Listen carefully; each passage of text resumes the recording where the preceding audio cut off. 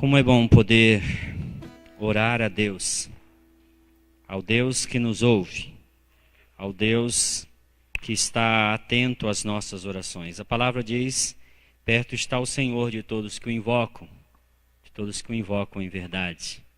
Se você veio aqui buscando o Senhor e o seu coração estava nisso, esteja certo, Deus ouviu sua oração. Vamos abrir a palavra do Senhor na carta aos Hebreus, o capítulo 12, a começar no verso 12, nos estenderemos até o 17. Então, Hebreus, capítulo 12, a começar do verso 12, indo ao verso 17. As crianças, por favor, podem subir. Os tios estão subindo ali, acompanhem eles. Sejam felizes, que Deus fale ao coração de vocês. Enquanto você encontra, as crianças vão subindo, vão com a bênção de Deus. Portanto, fortaleçam as mãos enfraquecidas e os joelhos vacilantes. Façam caminhos retos para os seus pés, para que o manco não se desvie, antes seja curado. Esforcem-se para viver em paz com todos, para serem santos. Sem santidade, ninguém verá o Senhor. Cuidem que ninguém se exclua da graça de Deus, que nenhuma raiz de amargura brote e cause perturbação, contaminando muitos. Que não haja nenhum imoral ou profano, como Esaú, que por uma única refeição vendeu seus direitos de herança como filho mais velho. Como vocês sabem, posteriormente, quando quis herdar a bênção, foi rejeitado e não teve como alterar a sua decisão, embora buscasse a bênção com lágrimas. O tema desta noite: lágrimas de Esaú. Senhor, que a Tua palavra poderosa, a Tua palavra que transmite vida, ao ser pregada nesta noite, ao ser transmitida, ao ser assim objeto de reflexão, traga a nós a vida que precisamos, a direção, a instrução, a sabedoria para vivermos de maneira sábia neste mundo, para que a vontade do Senhor se faça em nós e através de nós. Que assim o Teu Espírito nos guie, nos abençoe e nos ilumine, em nome de Jesus. Amém. O autor de Hebreus, nós não sabemos quem foi, mas sabemos o que ele escreveu, isso é o que basta. E nos 12 capítulos anteriores, a preocupação do autor era em relação a algo que estava incomodando os irmãos a quem ele endereça esta carta. Estavam passando por momentos de grande tribulação e pensavam em desistir da fé. E esse irmão carinhosamente argumenta, dizendo para eles basicamente o seguinte: não vale a pena. Não vale a pena deixar Jesus, não vale a pena abandonar o caminho da retidão, não vale a pena deixar de ser um seguidor de Jesus. Porque eles queriam voltar a ser seguidores de Moisés. Mas tudo aquilo que eles aprenderam era, na verdade, mera sombra da realidade. A realidade é Cristo. A verdade é o Evangelho de Deus.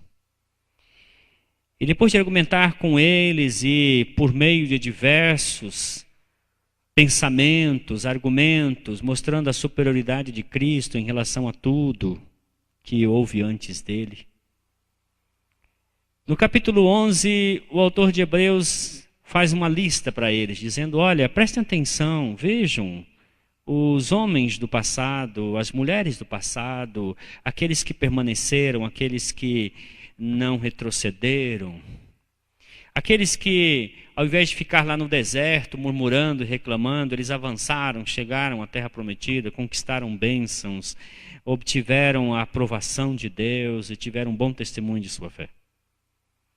Depois de ter falado sobre tudo isso, ele fala para eles assim: olha, não fiquem esmorecidos, permaneçam, sejam firmes. Mas não somente permaneçam firmes, ajudem os que precisam ser fortalecidos. É exatamente isso que ele diz no verso 12. Sejam solidários. Olhem para aqueles que estão desanimados. Fortaleçam as mãos enfraquecidas, os joelhos vacilantes. Sabe, às vezes a gente está passando um momento difícil.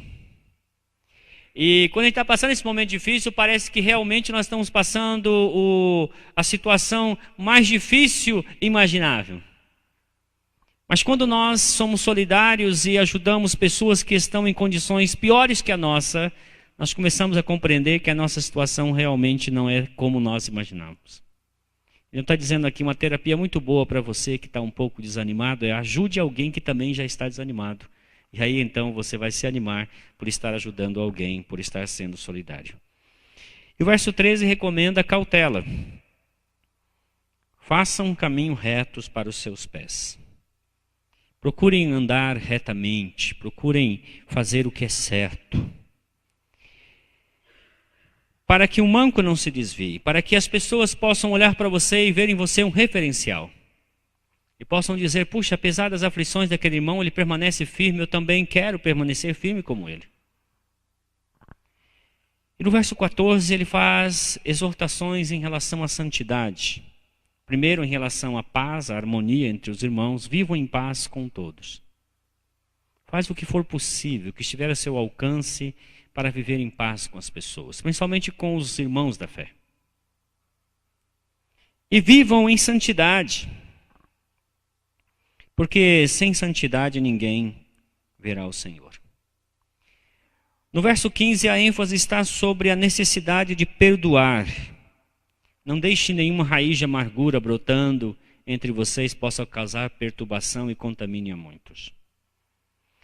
O verso 16, ele também enfatiza, o verso 15 ele fala sobre a ideia de abandonar a amargura e perdoar. O verso 16, ele fala sobre a preocupação com a pureza sexual, a pureza moral. Não sejam profanos ou imorais como Esaú. E por fim, nos versos 16 e 17, ele fala sobre a piedade, a importância de você valorizar aquilo que Deus valoriza. Mas no verso 17 ele termina dizendo assim, olha, vocês sabem que Esaú, apesar de tudo o que ele fez para reaver a bênção, ele não conseguiu, ainda que com lágrimas.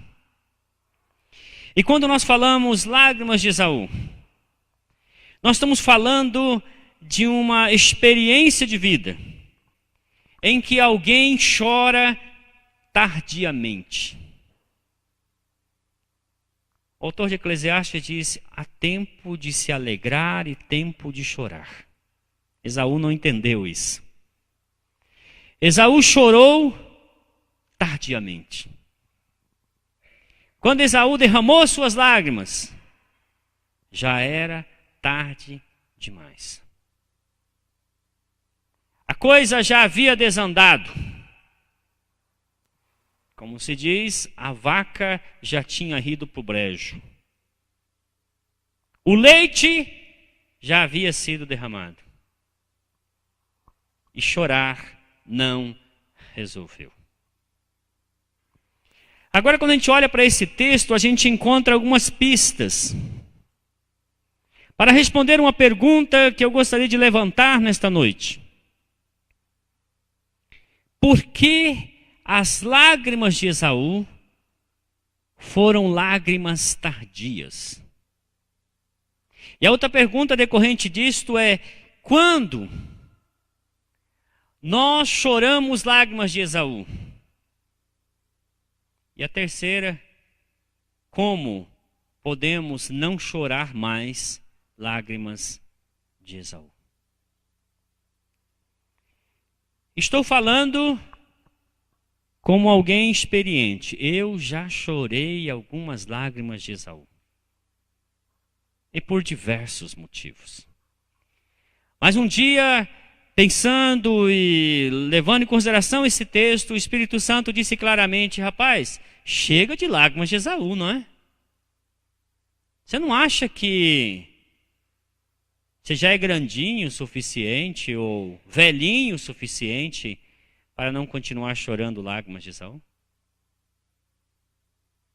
É normal, vamos pensar, que um jovem, às vezes impetuoso, ansioso, desejoso de acertar, às vezes errando, chora as lágrimas de Esaú, mas um homem experiente, uma mulher experiente, alguém que já conhece o Evangelho, está na caminhada há um bom tempo, chorando lágrimas de Esaú. Vamos olhar para o Esaú e tentar entender por que ele chorou tardiamente. Aqui o autor não poupa os adjetivos depreciativos. Primeiro ele chama Esaú de profano. Aqui ele diz, primeiro ele chama de imoral, verso 16, que não haja nenhum imoral ou profano como Esaú. Primeiro, o autor diz que Esaú foi um homem imoral. Já imaginou, ao final da sua vida, alguém pudesse se referir a você dizendo, fulano de tal foi um imoral? Ou dizer assim, aquele velhinho era mulherengo. E este era um grande problema de Esaú. O relato do Gênesis nos diz que ele juntou-se a duas mulheres. Está lá em Gênesis capítulo 26, os versos 34 e 35, dizendo a nós: tinha Esaú 40 anos de idade, quando escolheu por mulher a Judite, filho de Beeri, o Hitita, e também a Basemate, filha de Elon, o Hitita. Elas amarguraram a vida de Isaac e de Rebeca. Foram um tormento para os seus pais. Esaú era um homem insaciável. Ele tinha duas mulheres. Aí ele descobriu que a mãe dele não estava contente, né, com as duas noras. Aí no verso 8 do capítulo 28, versos 8 e 9, a Bíblia diz assim: percebendo Esaú que seu pai Isaac não aprovara as mulheres cananeias, foi à casa de Ismael e tomou a Maalate, filha de Nebaiote, filha de Ismael, filha de Abraão, além de outras mulheres que já tinha. Ele não estava nem aí com a pureza da sua vida. Ele estava querendo tão somente dar vazão aos seus impulsos sexuais. Ele estava desejoso tão somente de satisfazer seus impulsos, seus interesses.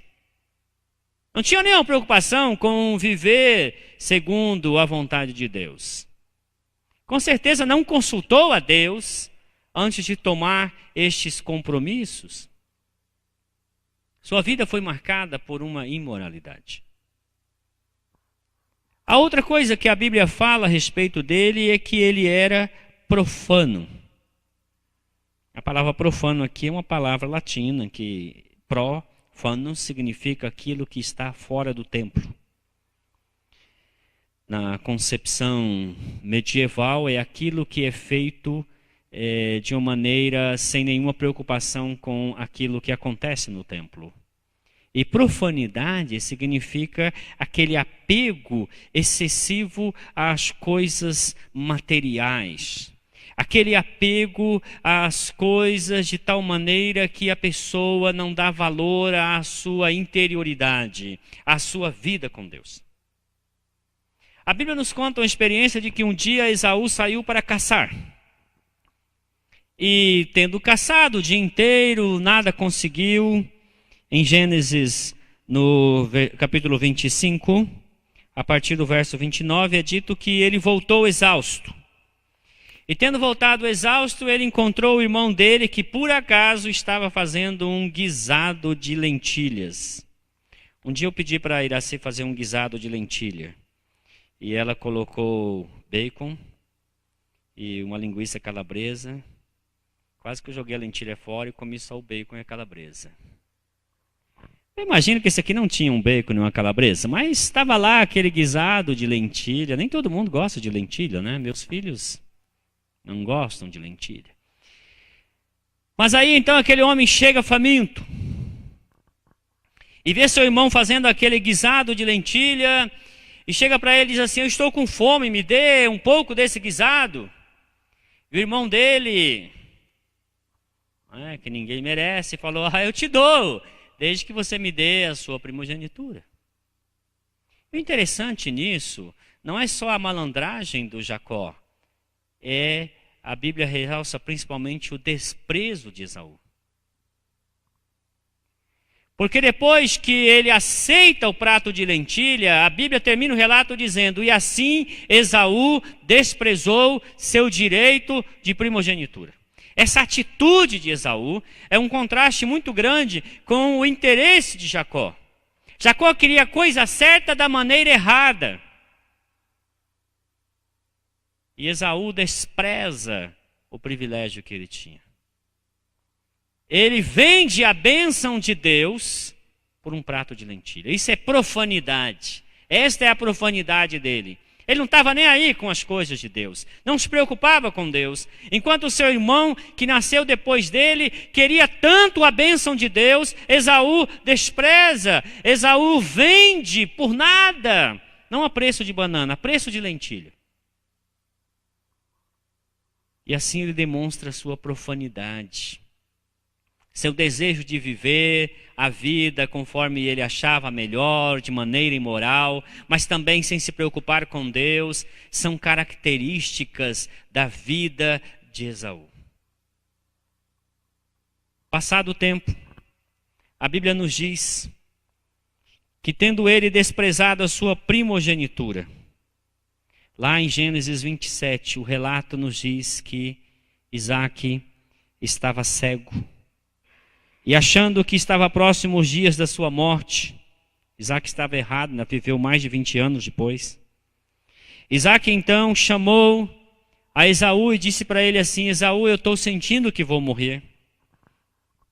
Então vai, casse um animal, mate lá um cervo, faça um guisado saboroso, que eu coma aquilo que você preparou para mim, eu te abençoe. Esaú saiu, feliz da vida, caçou, trouxe o animal, preparou o guisado, mas nesse ínterim, uma quadrilha se formou. A quadrilha do Jacó com a mãe. Esses dois armaram um esquema. Mataram lá um carneiro, colocaram a pele no Jacó. Pegaram, fizeram lá de uma tal maneira, colocaram talvez coentro, alguma coisa ou outra lá para dar um gosto diferente naquela comida. Para dar uma ideia que era um cervo, não era um carneiro. E Jacó aparece diante de seu pai. Eu imagino a cena, né? O Esaú falando grosso. Jacó, pai, eu cheguei aqui. Pai, eu cheguei. Mas é difícil sustentar a voz assim, né? Aquela impostação. E aí então no meio do caminho ele extraiu. E o pai dele disse: olha, o pelo aqui é de Esaú, mas a voz é de Jacó. É que eu estou rouco. Peguei um resfriado. E a enganação funcionou. E então Isaque estende as suas mãos e abençoa Jacó. A Bíblia diz que assim que Jacó saiu com a bênção, chegou Esaú. Chegou Esaú todo feliz da vida. Eu fico imaginando, ele falou: hoje é o dia mais feliz da minha vida. Hoje eu serei abençoado pelo meu pai.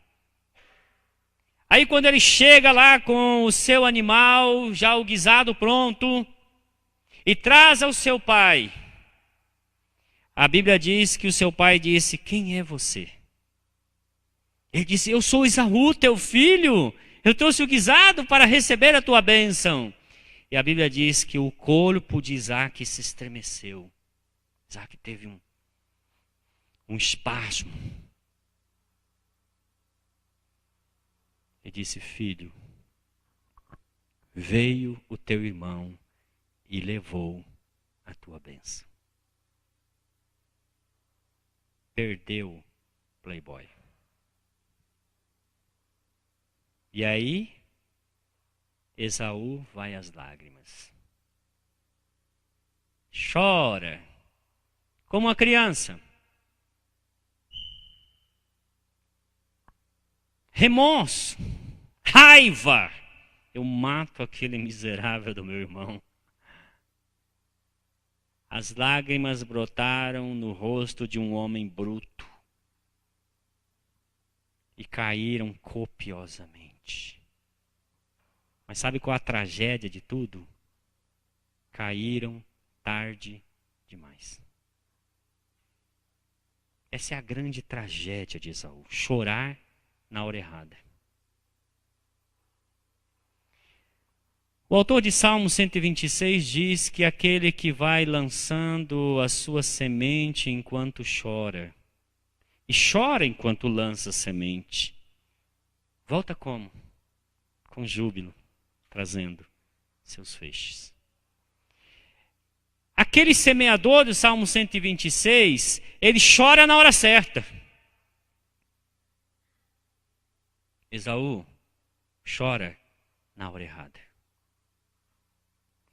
Esaú chora e seu choro não comove seu pai, dizendo, ele pergunta ao seu pai, só tens uma bênção? O pai dele diz, eu abençoei a seu irmão e fiz de seu irmão senhor sobre você.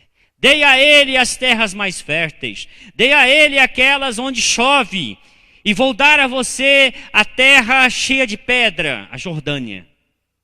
Vou dar a você o território onde você não tem como plantar. Você vai ter que viver da força do seu braço. Esaú chorou. Mas Isaque não pôde reverter o que havia sido feito. Sabe, queridos, a vida, ela tem dessas coisas. A vida nos leva a nos preocuparmos e às vezes a nos anteciparmos as coisas. E o desejo desta noite é que você entenda que o desejo de Deus é que você não viva a sua vida toda chorando lágrimas de Esaú.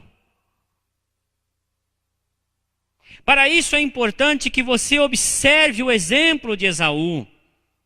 Não para imitá-lo, mas para evitá-lo. Não para segui-lo, mas para fazer exatamente o contrário dele. Imagina você que na noite anterior à prova final de natação, está lá você para nadar. Ao seu lado, Michael Phelps. Ao seu lado, outros grandes nomes. Mas você se preparou. E você se acha tanto. Naquela noite você vai relaxar. Você não vai se concentrar. Depois, quando o Michael Phelps tocar a mão lá e você nem sair na imagem da televisão, não chora não. Você mereceu não aparecer nem na tela da televisão. Porque você não se preparou. Você vai chorar lágrimas de Esaú. Se você não quer chorar lágrimas de Esaú, eu lhe proponho que você reveja seus valores. A primeira coisa a fazermos, se nós não quisermos chorar lágrimas de Esaú, é repensar a nossa vida. Será que eu não estou vivendo como viveu Esaú, de maneira imoral?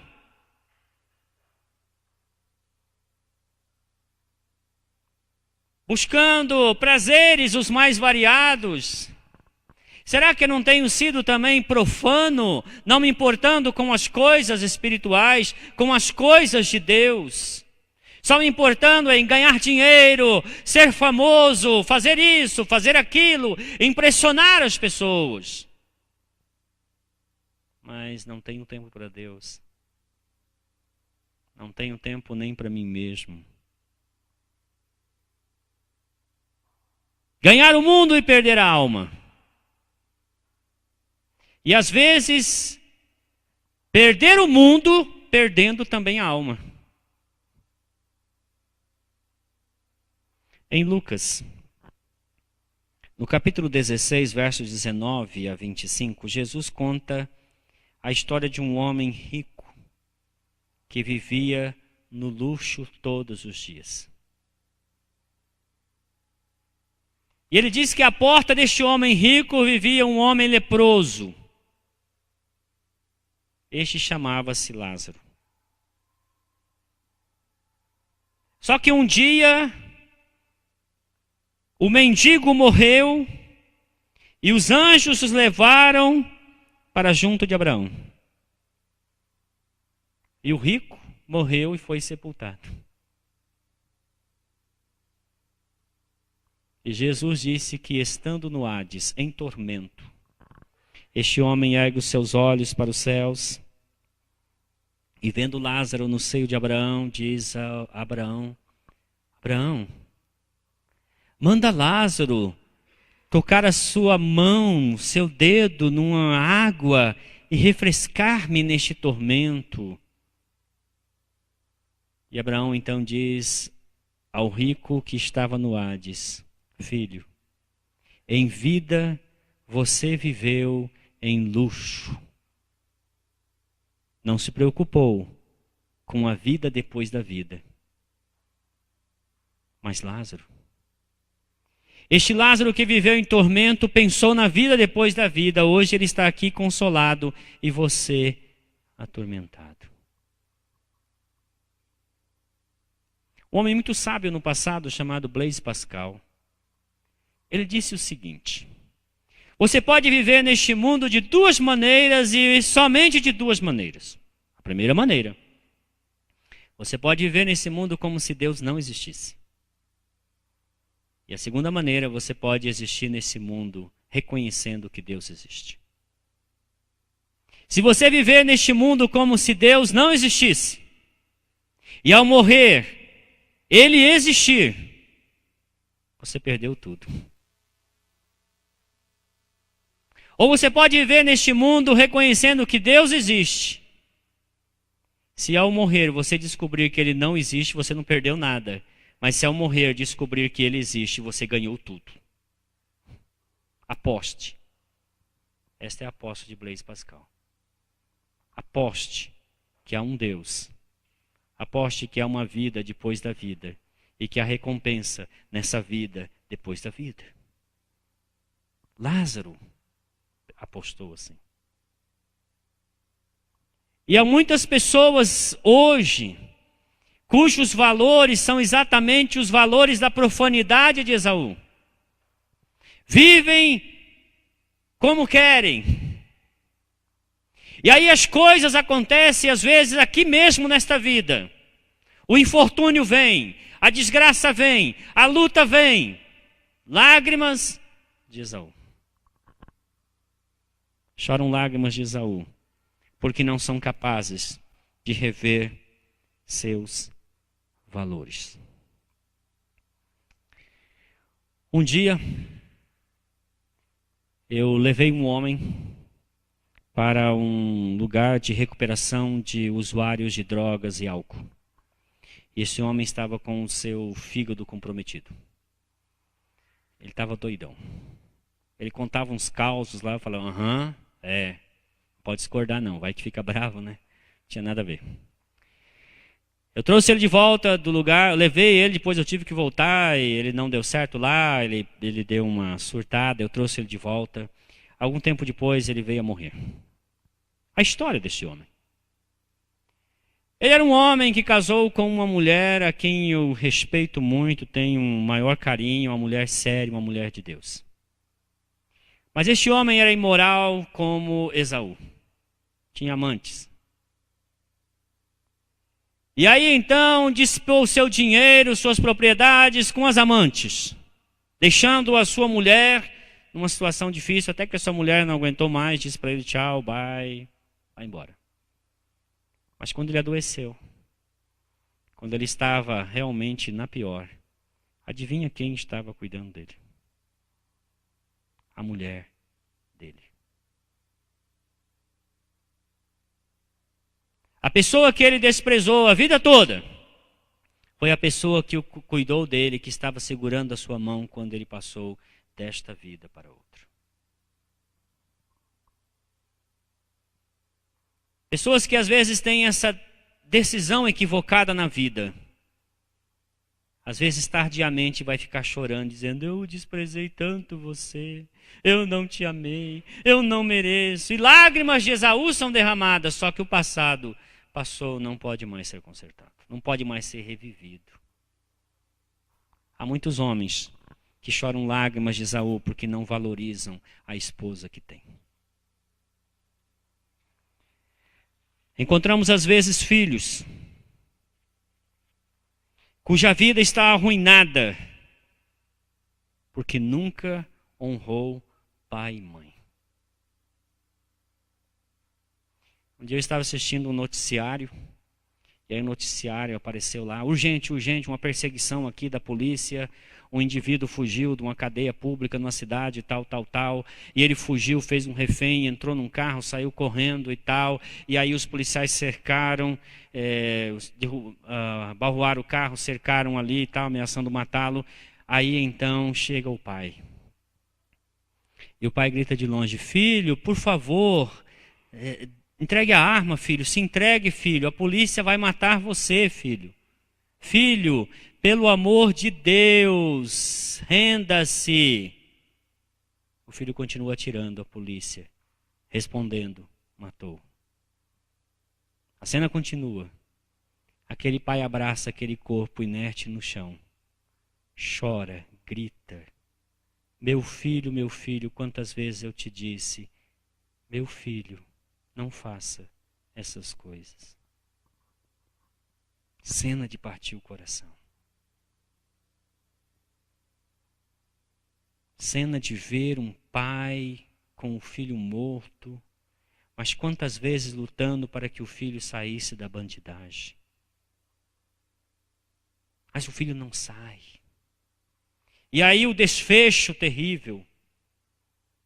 E um pai tem que chorar essas lágrimas, sofridas, angustiosas. Às vezes alguns filhos, eu acompanhei um homem que morreu de AIDS, visitei ele no hospital um momento antes de sua morte. Eu disse a ele: fulano, você quer Jesus como seu Senhor e Salvador? Ele apertou minha mão. E quando apertou a minha mão, uma lágrima desceu assim no canto dos olhos. Foram suas últimas reações. Uma prostituta, próximo da hora da morte, disse para sua mãe: o Marquinhos está? Ela disse: o Marquinhos foi para o seminário. Ela disse: eu quero fazer minha confissão. Morreu de AIDS também, na década de 80. Chamaram um pastor. E ela ali então entregou sua vida a Jesus Cristo para receber a vida eterna. Mas boa parte da sua vida gastou fazendo o que queria. E tragicamente chorou lágrimas de Esaú. E pela graça de Deus ainda houve redenção, ainda houve salvação. Eu espero vê-la na eternidade. Mas quantos não têm essa oportunidade? E porque desonram seus pais, porque desobedecem seus pais, vivem vida miserável, chorando lágrimas de Esaú. Há também situações em que eu me deparei com mulheres que sofrem, porque quando eram jovens se empolgaram com aquele rapaz bonito, interessante, gentil, mas que não servia a Deus. E aí não ouviram o pastor. Pastor, ele me ama. Pastor, ele até vem na igreja. Pastor, ele vai continuar acompanhando. Irmã, acorda. Depois que casa, o cordeiro vira lobo. E a primeira coisa que ele diz é: você não vai mais naquela igreja. E quantas vezes tive que acompanhar mulheres que diziam: pastor, ele me frustrou tanto, me decepcionou tanto. E agora essas mulheres choram lágrimas de Esaú porque seus maridos lhes impedem de vir à igreja. Sofrem por situações dessa natureza. Por isso é importante que haja instrução em relação ao casamento. Que se diga a verdade. Que se colocando em julgo desigual, a mulher sempre é a que leva a pior. Às vezes, nós encontramos homens que venceu na vida profissional. Às vezes, homens que têm posses, que têm riquezas. Eu conheci muitos assim. Mas que seus filhos estão presos. Suas filhas envolvidas em prostituição e droga. Conheço pessoas envolvidas até mesmo com o tráfico. E que ganham dinheiro com isto. Mas seus filhos também são usuários. Choram lágrimas de Esaú. Tardiamente se arrependem de decisões equivocadas tomadas na vida. Não pensaram seus valores. Hoje eu lhe digo, se você não quer chorar lágrimas de Esaú, repense seus valores. Os valores de Esaú eram valores invertidos, eram valores contrários à vontade de Deus. A outra coisa que você precisa fazer se você não quer chorar lágrimas de Esaú é buscar ser alguém sensato. Use o bom senso. O bom senso Deus deu a todos nós. Cabe a nós desenvolvê-los. No livro de 1 Samuel, capítulo 25, dos versos 2 e 3, a Bíblia nos diz que havia lá no Monte Carmelo um homem. Este homem chamava-se Nabal. Nabal era um homem duro. Era um homem teimoso. Era um homem implacável. E a própria mulher disse, ele é tolo, igual o nome dele diz, tolo. E Nabal não tinha filho. Sabe por que não tinha filho? Porque Deus não tem prazer em que o tolo gere filhos. Porque é mais um tolinho na terra. Nabal não tinha filhos. E ele conseguiu se safar por algum tempo porque a mulher dele era sábia. E livrou ele da ira de Davi. E quando Paulo está instruindo os Efésios lá no capítulo 5, no verso 15 em diante, Paulo disse, olha, prestem atenção na maneira como vocês estão vivendo. Que não seja como insensato, mas como sábios. Porque uma das coisas que as pessoas insensatas fazem é que elas não prestam atenção ao fato de que o tempo é a vida. Por isso Paulo diz, remindo o tempo, porque os dias são maus. Às vezes nós não valorizamos a dádiva que Deus nos dá.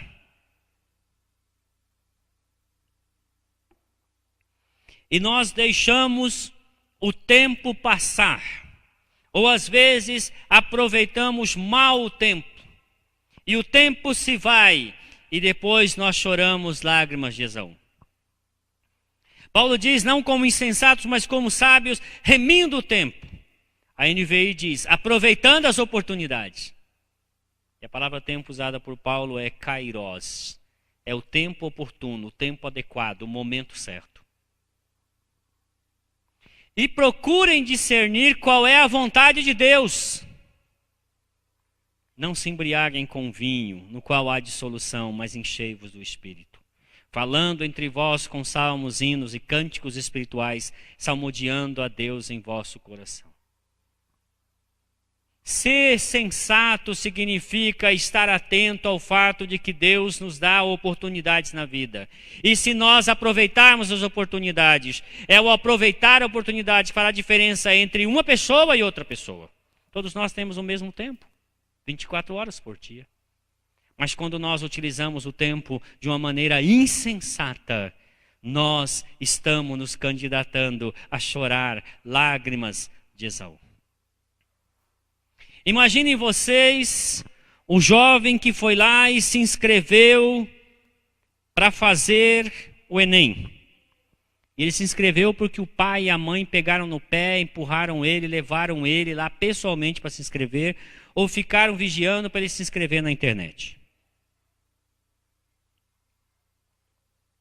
Enem marcado, o filho nem aí, né? Não move uma palha, não lê uma página.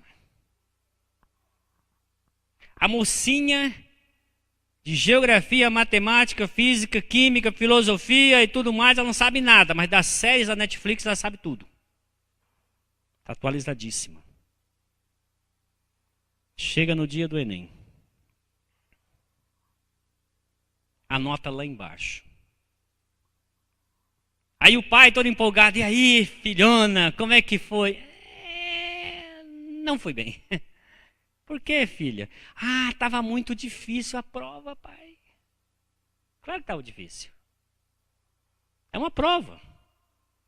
Não é? Tem já uma natureza de provar você, para ver se você sabe. Aí o filho ficou lá no videogame o tempo todo e tal, chega na hora de fazer o vestibular, na hora de fazer o Enem, o que dá? Nada! Ah, é que a nota de corte era muito alta, era 5,2. Fala, meu Deus. Ai, pai, eu passei lá em Roraima. Parabéns. Todo respeito a Roraima e tal, mas não era bem isso que você estava buscando, não, né? Ah, eu queria tanto entrar no ITA. Eu tenho um amigo que é doutor. A filha dele chegou toda empolgada. Ai, pai, quero fazer medicina. Ele falou, está atrasada. Ela tem 15 anos. Se quer fazer medicina, comece a estudar desde os 13. Para ter condições de chegar lá. Aí você está louco para entrar naquela vaga. Concurso se abriu. O salário é muito bom. Mas você não estudou. Você não se esforçou. Você não passou no concurso. Lágrimas de Esaú. Não é assim a vida? É ou não é assim? Deixa eu falar bem de mim, depois eu vou falar mal de mim. Abri uma inscrição para fazer um curso de mestrado em Marília. Não sabia muito bem como é que era, me preparei o projeto, apresentei, tinha tudo para passar, tinha que ler 14 livros. Me enfurnei num quarto em casa e lendo. Teve um dia lá que eu tive um esgotamento mental. Eu li Immanuel Kant. E aí, quando deu 9 horas da noite, eu falei para Iraci assim, não me fale nada. Eu não entendi nada. Você entendeu, Ivo? Ivo, você tem que me explicar, porque eu não entendi nada. Aí, então, eu fui dormir 9 da noite, cabeça fervendo. No outro dia, eu tive que terminar a leitura. Aí chegou o dia da prova. Passei em primeiro lugar. Estudei todos os livros que mandaram estudar. Fiz a minha parte, porque eu cansei de derramar lágrimas de Esaú. Cansei de chegar lá e porque eu não me preparei, porque eu não fiz a minha parte, não consegui. Como é que você vai orar a Deus dizendo, Deus me abençoa nesse projeto se você não fez sua parte, irmão?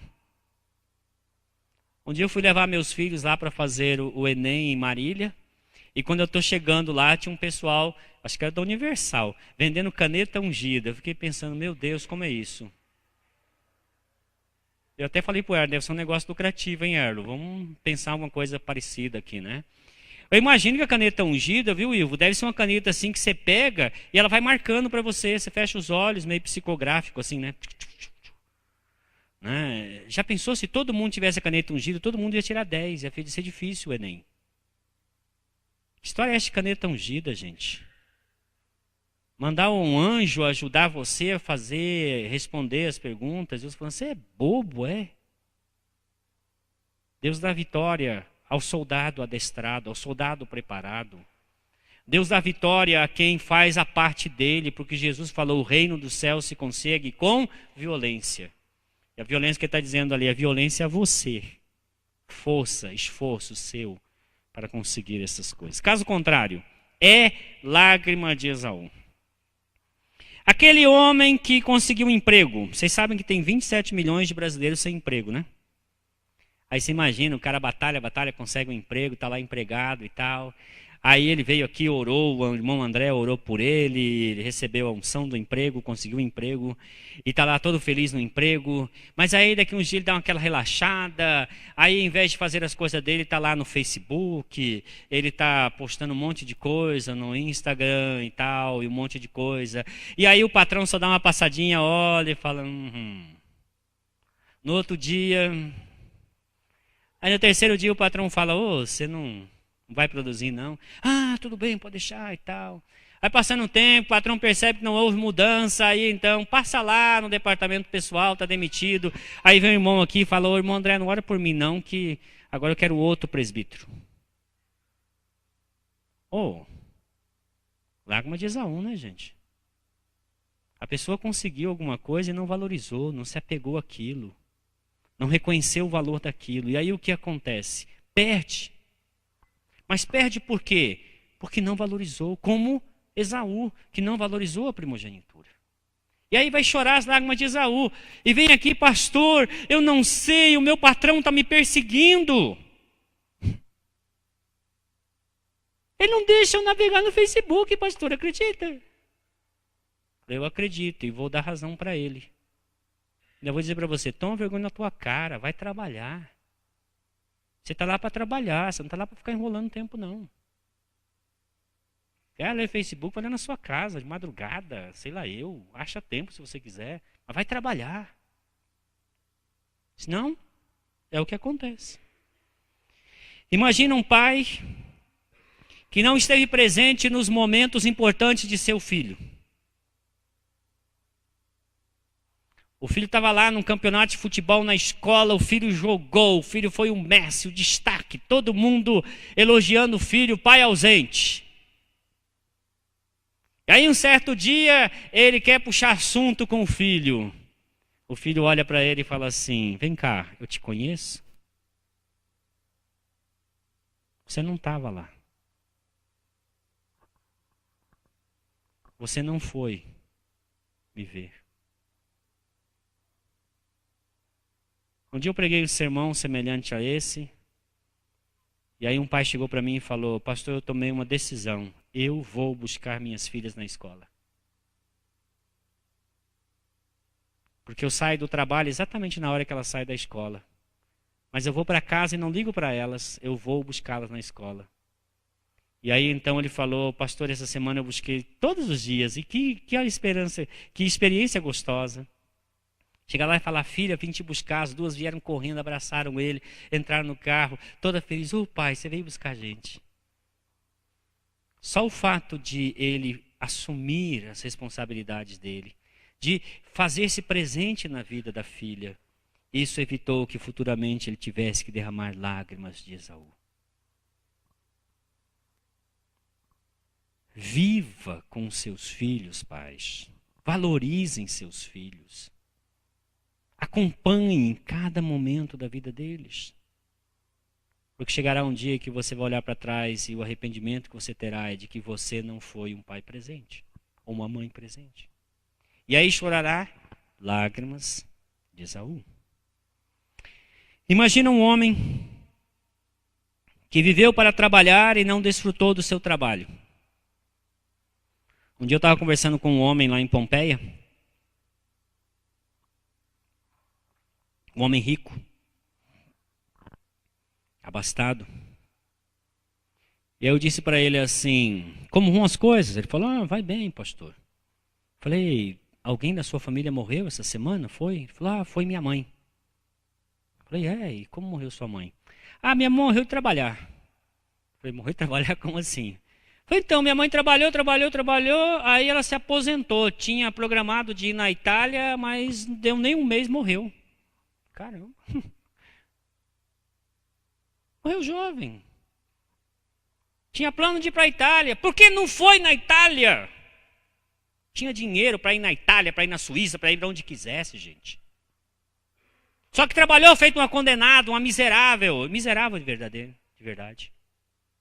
Aí quando tinha plano de aposentar-se e ir para a Itália, morreu antes. Ô, vida terrível essa, né? Sabe o que Eclesiastes diz a respeito de um homem que trabalha a vida toda e não desfruta do seu trabalho? É melhor um aborto que ele. Está lá. Pode conferir. É melhor quem não nasceu do que quem nasceu somente para trabalhar feito um camelo, feito um jumento de carga. Não desfruta a vida que Deus dá. Não desfruta os bens que Deus concede. E depois chega na idade avançada e diz, agora eu vou viajar. Mas aí tem artrite, artrose, um monte de coisa, não consegue. Aí chora, lágrimas de Esaú. Estão vendo como essas coisas são tão práticas e ao mesmo tempo afetam a nossa vida? Como nós vivemos de maneira sábia ou de maneira insensata? E se vivemos de maneira insensata, nós somos fortes candidatos a chorar lágrimas de Esaú. Eu já chorei lágrimas de Esaú na minha vida. Já deixei de cumprir um compromisso, já deixei de fazer uma coisa, já deixei o tempo passar. Pela minha idade eu já deveria ter feito doutorado, se vocês querem saber. Eu retardei, eu protelei, eu demorei, eu fiquei com medo. Eu fiquei no inglês more or less. E aí não tive condições de passar. Resultado, um homem com quase 50 anos, eu já deveria ter um doutorado. Estou agora entrando num mestrado de filosofia. Eu errei, eu sei disso. O pastor Masao Sugihara me abraçou e falou assim, cara, você está perdendo tempo na sua vida, homem. Eu falei, é verdade. Você tem razão. Não era para eu estar fazendo o que eu estou fazendo, já era para eu estar fazendo mais coisas. É que eu demorei mesmo, eu enrolei. Eu fiquei com medo, eu fiquei receoso. Será que eu vou conseguir? Será que não?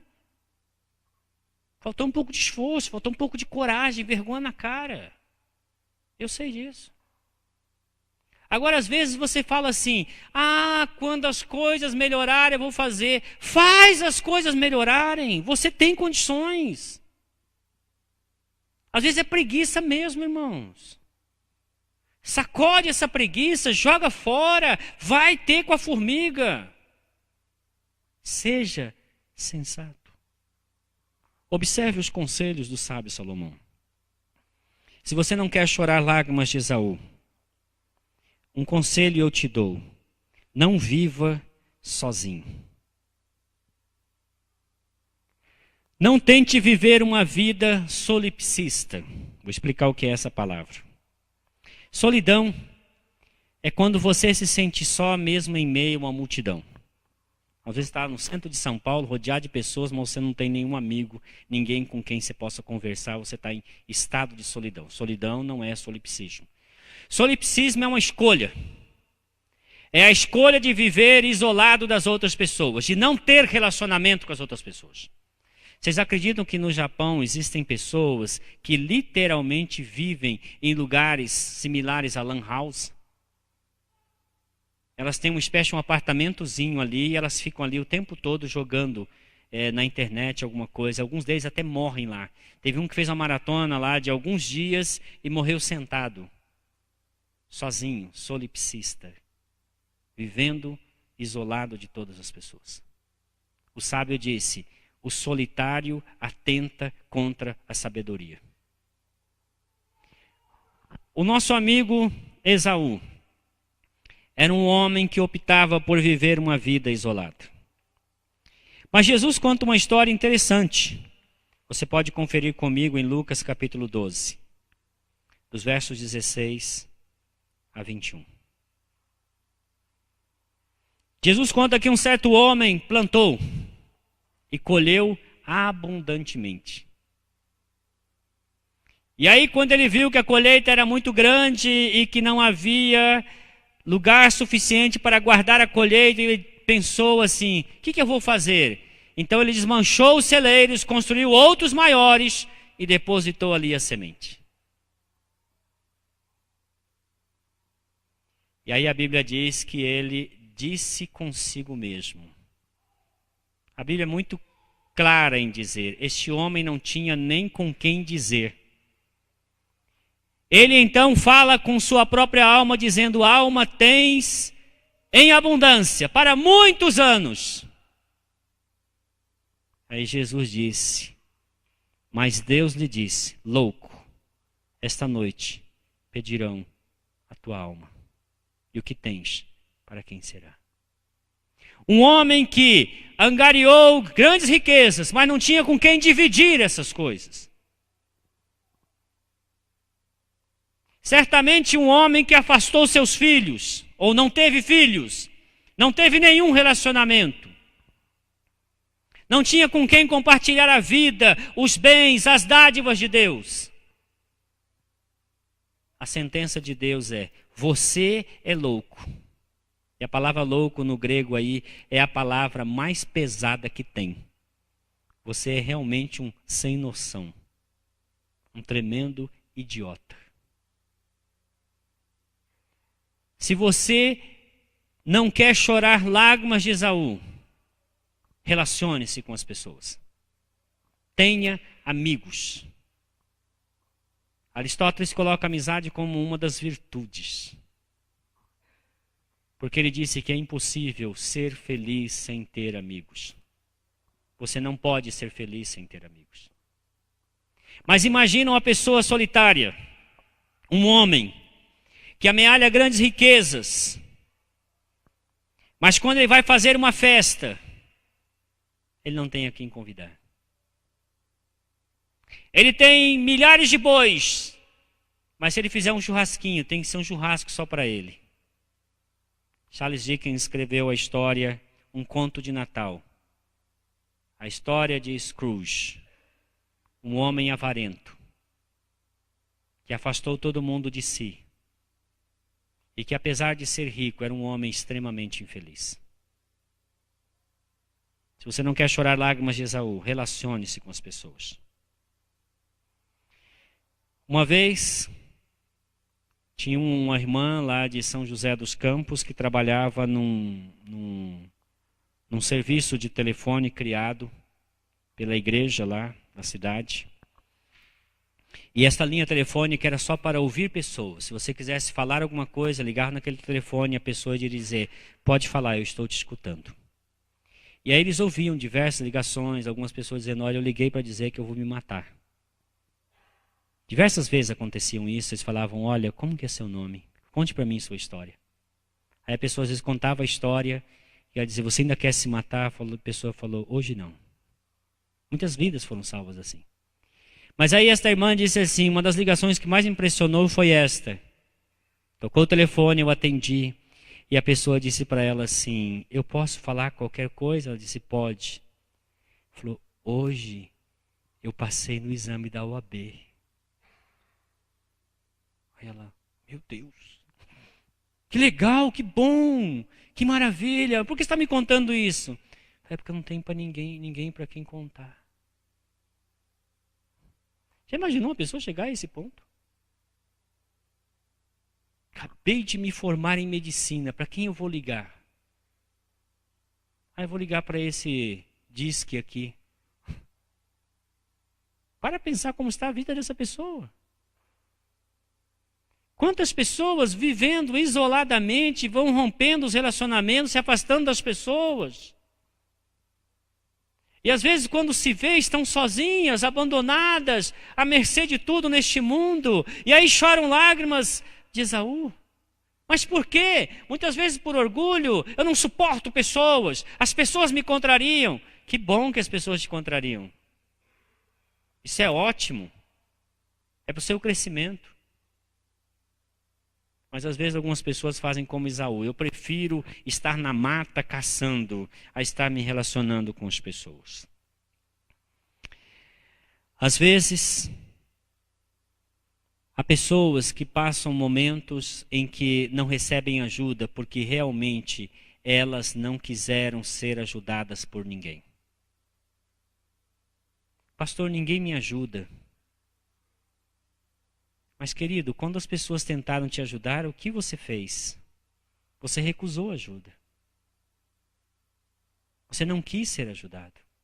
Às vezes por orgulho. Há pessoas que vivem nesse mundo e não fazem a maior de todas as amizades, que é a amizade com Deus. E por fim, chorarão lágrimas de Esaú. Porque uma pessoa pode passar por esta vida e não ter muitos amigos. Mas a pessoa ao passar por esta vida precisará fazer uma amizade essencial. Ter Jesus como seu amigo. Porque quando você tem Jesus como seu amigo, Jesus lhe ajudará a não chorar lágrimas de Esaú. A perceber a importância de rever seus valores. A perceber a importância de viver sabiamente.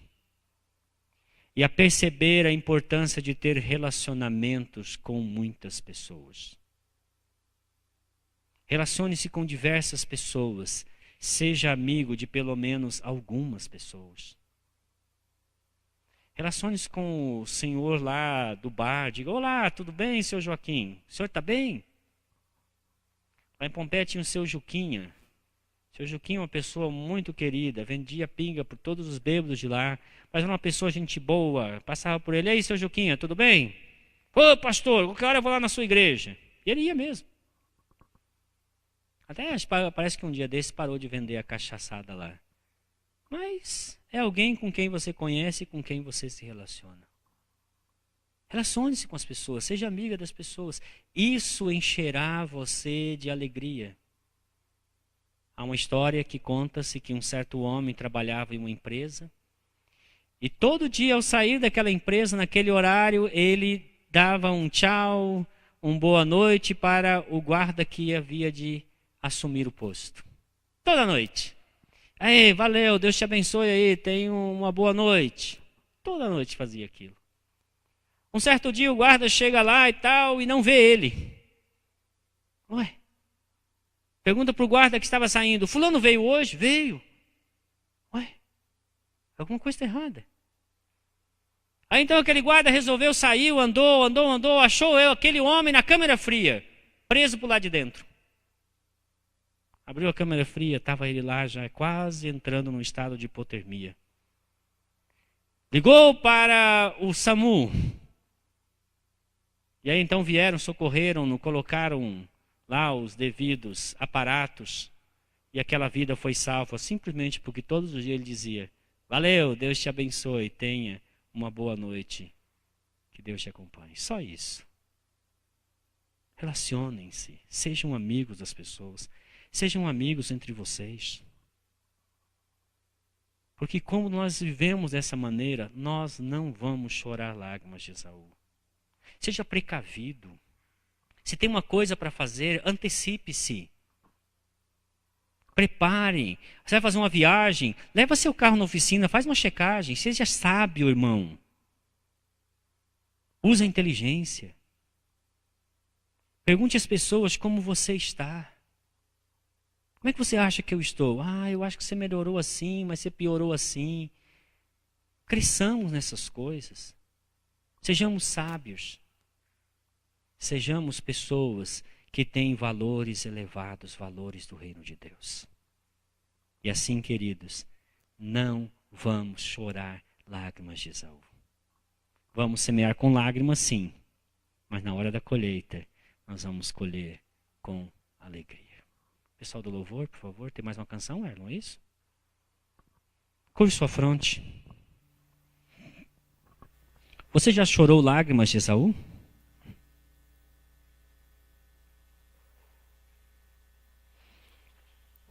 Você já pensou sobre a importância de não chorar mais lágrimas de Esaú? O que você tem feito que tem colocado você numa condição de brevemente chorar lágrimas de Esaú? Toma uma atitude diante de Deus. Fala com Deus agora. Diga: a Deus, eu não quero chorar lágrimas de Esaú. Por favor, me ajuda. Qualquer coisa que você ouviu nesta noite, E você diz, olha, eu estou sendo um forte candidato a chorar lágrimas de Esaú. Acredite, Deus não quer que você chore lágrimas de Esaú. Peça a Ele, fala, Senhor, me ajuda. Eu também não quero chorar lágrimas de Esaú.